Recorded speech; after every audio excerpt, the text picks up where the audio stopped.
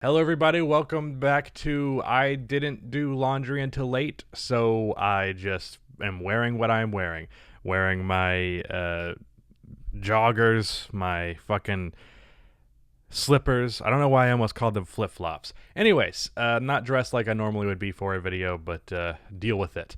I only watched 3 games today, and really my attention on these games was not as much as I would have liked them to be. I almost didn't make this video.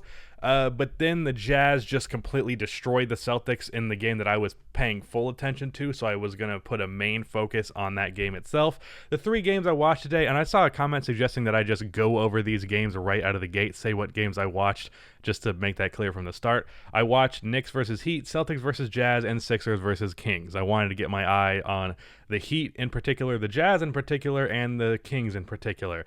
So that's why I watched those games. That's why I chose those 3. I know there was the Pistons beating the Nets today. Jeremy Grant had nearly 40 points and beat the Nets, so you'd think I'd be freaking out about that. And I mean, I kind of am, but I didn't watch the game, so I can't talk about that. Also, just before I go into this coverage, Bobby just uploaded his second video on his channel on how I think he said the Rams won the Matthew Stafford trade. I don't know if that's a crazy take because I don't even know who Matthew Stafford is, but go watch the video. So that's going to be linked in the description. It's going to be in the card, all that shit.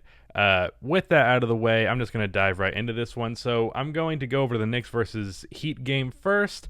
This was Derrick Rose's first game back as a Knick. I almost said first game as a Knick, but he had that one season with them. This game, my attention went back and forth on this one, but for the most part, I had my good idea on stuff. So first of all, Elfrid Payton was starting this game. Now, minutes-wise, I think it ended up being not that much, like there being that big of a split. Let me actually look at it here on the NBA app. So Elfrid Payton got 26 minutes, Derrick Rose got 20, and Emmanuel Quickley got 21. Why? Why is Elfrid Payton getting more minutes than both Quickley and Rose? Especially being that this is a team that is really lacking in the shooting department, and while Derrick Rose is no shooter, he is better than Elfrid Payton, and Quickley is definitely a far better shooter. The only reason why I can think of is the fact that Elfrid Payton is a really good defensive player, and what's his fucking name? Tom Thibodeau is a defensive-minded coach. But, I mean, the team would be better if it was Derrick Rose or Quickley starting at the point guard spot, and then those two got a majority of the minutes. Elfrid Payton, he's okay. But for this team, Derrick Rose and Emmanuel Quickley would be better for this team. I was pretty certain Derrick Rose would get the start just because Tom Thibodeau loves Derrick Rose, but that's not what happened in this game. But with that out of the way, this is a relatively close game, and I was kind of expecting it to be just because because the Heat have struggled and the Knicks have been solid this year. What I will say about Tibbs, even though I do not like that move, is that he has been very good for this team. And an interesting thing that I've thought with Tibbs and with teams that take this kind of step that they have with Tibbs, the Timberwolves did this as well. I think adopting a defensive identity is like the easiest and the simplest way of really improving a bad team. Like, offense, sometimes you just have guys who aren't offensively skilled enough. You can try all you want, it's not going to be fixed. But defensively, if you can just really get your guys to put in the effort, that can really drastically improve your team. And I think that's the biggest difference between the Knicks this year versus last, is that their defensive effort is drastically higher. And for that reason, the Knicks are currently top 10 in defense. Last I checked, they were 6. So that's a observation there. Number 4, Derrick Rose. Why is that the jersey number you chose? I'm sure there's some reason behind it that I don't know right now, but at the moment I'm thinking I don't like the look of that. Feel like Toppin should have a higher usage rate. He seems like I don't know what his minutes are, but it seems like he's just not used that much when he's in the game, and he's not getting that much run, so it's like, what's the point here? The Heat were weirdly bad defending the paint at times in this game. I don't know what's up with that, Bam. Like, there were a couple of dump-off plays to Nerlens Noel for dunks, and Bam was in the game, and he's just letting it happen. That was certainly interesting. I don't know if maybe that's something that Heat fans have noticed this year, if it was just this game, but this is the first time I noticed it. Derrick Rose was taking and confidently stepping into three-pointers. Like, he was making them in this game. Also, I wrote Derrick Rose's mid-range jumper is slept on. He hit 1 or 2 in this game. He has been a pretty good mid-range shooter for the past couple of years, and he hit 1 in this game. Also, quickly was getting 2 guard minutes alongside Derrick Rose, which is something I speculated on my video about Derrick Rose being traded to the Knicks. I'm at least glad that, Tom Thibodeau didn't view this as, well, now Derrick Rose can replace Quickly. Really, it seems like he's like replacing Austin Rivers and those kind of minutes, and Quickly is getting just a lot of minutes at the 2, which, I mean, I'd still rather him be getting point guard minutes split with him and Derrick Rose and no Elfrid Payton, but I'll take this, I guess. Bam, mid-range jump shots really seem to be a thing this year. He hit a good amount of them in this game, and he has a really good form, especially for a center. Like, he had one fadeaway. It didn't even go in, but he had a fadeaway mid-range jump shot that was like, this is like a 7-footer, or not, he's like 6'10", even maybe like 6'8". But he's short for a center, but like a big guy shooting a fadeaway mid-range shot, and it looks like Kobe shooting it. It was certainly interesting. But this game, it ended up being really close. The Jimmy got fouled to close the game, which ended up giving the Heat the lead. And RJ Barrett missed a layup to tie it to send it into overtime. Also, this was a defensive affair. The end score ended up being 96-98. Rarely do you see a game in today's NBA where both teams score below 100. If you're looking at all the games today, there is not one example of that. All of the games yesterday, there is not one example of that. All of the games Sunday, there is not one example of that. Saturday, not one example of that. So, yeah, lowest scoring game in quite a bit. So that was the Heat versus the Knicks. Then let's talk about Kings versus Sixers real quick. Just get this one out of the way so we can talk about Jazz versus Celtics. So first of all, I really only watched the second half of this game. Like, I wasn't really paying attention. The first half, I was playing COD Zombies with my friends, and we made it to round 30, which is probably not that impressive, but it's good for me. And that was the same case for the Celtics Jazz game as well. I mean, I was kind of watching here or there, but I got zombies to kill. The Kings gave up 41 points in the first quarter, and really defense was the crux of the reason why they lost here. I'd say overall for this game, the Kings offense was pretty good. I mean, there's obviously room for improvement, and they've had higher scoring games for sure, but their offense was fine. Defense is the reason they lost this game. So, also wrote down Harrison Barnes does too much, which is self-explanatory. The Kings do not have an ounce of interior defense. Now, Joel Embiid ended up having a not great performance, for his standard at least, in this game. But I tell you what, every time I turned on the game, it seemed like the Sixers were scoring in the paint. I don't know what the exact numbers are on that, but as much as I love Rashawn Holmes, he's pretty small for a center, and especially against Embiid, it was no contest in the paint. And also, in this game, Dwight Howard, 8 points in 13 minutes. He looked like Orlando Dwight Howard for just 13 minutes of action. Like, it was nuts how bad the paint defense was for the Kings in this one.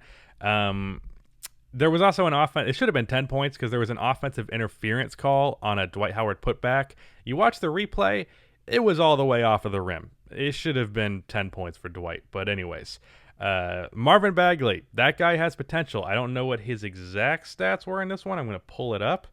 But he had lots of good flashes in this one. Marvin had 17 points, 6 for 11, 2 for 5 from 3. His jump shot looked good. He looked confident taking it. It's really just a matter of him putting it all together as well as being healthy. Just got to get that shit together. And my final note here, Tyrese Halliburton is flawless. I feel like I'm going to walk away with every Kings game saying that, but the guy, other than like creating his shot in like the mid-range, and like he's probably not as amazing getting his shot off of the dribbles on jump shots just because his form is kind of awkward. Other than that, like, Tyrese Halliburton is basically a perfect basketball player, and he's 20-something years old. The Kings need to fully embrace him. He needs to be starting. I don't know what the lineup is, but I don't know what the lineup is. I don't know why I said is so fast there. I don't know what the lineup is, but he needs to be in it. I think you go small, you do Fox, Halliburton, Hield at 3, and then Harrison Barnes at 4, Marvin Bagley at 5. I mean, the argument would be Rashawn Holmes is in at center, so you can have the defense, but their defense is bottom of the league anyways, so might as well just be a great offensive team, and I think that move makes them a great offensive team. But anyways, that was that game. Let's talk about Jazz versus Celtics. So early on in the second half, the Jazz were targeting Kemba in the post. There was a switch twice where Bojan Bogdanovic got 2 fadeaway jump shots over him, which I know sounds like, well, he didn't really take advantage of it, but it was like he was shooting warm-up shots. It was so easy. No Mike Conley in this game, which is also an important note. So the reason I wanted to watch the Jazz was I've caught a few of their games. I keep waiting to find out that the Jazz are not real. Like, this is not a real team. This team is fake. The title of this video is The Utah Jazz Are Legit, because at this point, there's no denying it. I mean, 40% from 3 for the team for the season. They're like 25 games into this point. I don't know how to explain it. That's ridiculous. I don't know what the record is, but I feel like that's the record. Like, I feel pretty confidently that I can say 40% from 3 for a team is the record. I'm going to look stupid if that's been done before, but it feels like the record. They just don't miss three-pointers. And that was the story of this game, especially in the fourth quarter, because for the most part, the Jazz had the lead in this game, but then the Celtics made a late-game push in the fourth quarter. Also, I should mention in this game, this is really a Jaylen Brown carry job. Tatum struggled in this game. Kemba really struggled in this game, although Tatum did put it together a little bit more in the fourth quarter to give credit to him, but for the most part, it was still a Jaylen Brown show. This game was all about the three-pointers that were dropping. Donovan Mitchell was stepping into the threes. Bojan hit a big three-pointer late in the game. What's his name? Australian guy. Oh, no, my mind's going blank. Joe Ingles. He hit a three-pointer that was clutch. He had 24 in this game and 5 threes in total.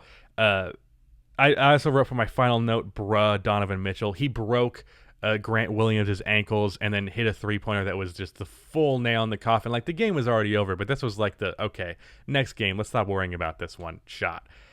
My God, the three-point shooting of the Utah Jazz is just absurd. As for my notes outside of that, just for the Celtics in particular, Marcus Smart is really important to this team. Like, it's not just the defensive stuff, which the Celtics have struggled with a little bit this year. Really, it's all about the on-court presence and the leadership. He is clearly the best guy at just corralling this team. Not as like necessarily the most vocal leader, but he's a lead-by-example type of guy. The way he hustles, that rubs off on the entire team. And with him not being here, it really feels like the Celtics are pretty passive. And Marcus Smart breaks up that passiveness, and he's not on the team right now because of injury. And you can see how much that loss hurts.